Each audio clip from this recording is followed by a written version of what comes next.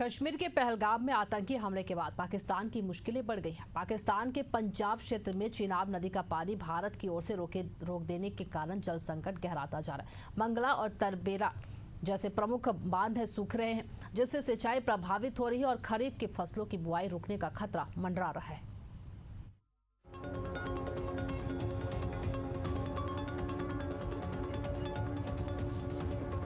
सिंधु नदी सिस्टम पर निर्भर है पाकिस्तान को जल स्तर के आंकड़े देना भी बंद। मानसून में देरी की वजह से किसान हलाकान। मंगला और तरबेला बांधों में आधी क्षमता का पानी। सिंधु जल संधि के निलंबन से समस्या में इजाफा। ये भारत का जल प्रहार है। पाकिस्तान गिड़गिड़ा रहा है, किसान हलाकान है।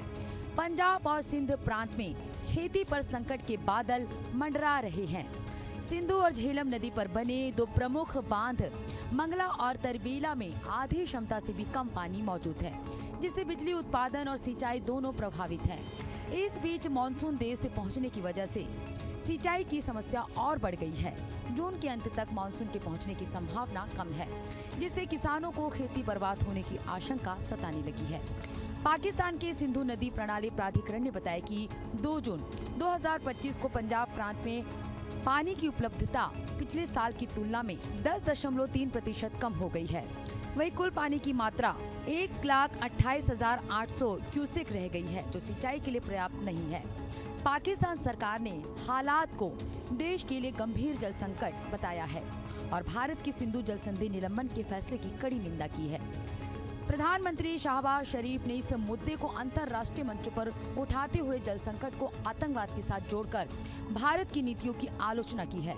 वहीं कृषि विशेषज्ञों ने चेतावनी दी है कि अगर जल संकट इसी तरह बना रहा तो आने वाले महीनों में पाकिस्तान की खाद्य सुरक्षा पर गंभीर असर पड़ सकता है। इस जल संकट ने पाकिस्तान के सामाजिक और आर्थिक तनाव और भी बढ़ा दिया है।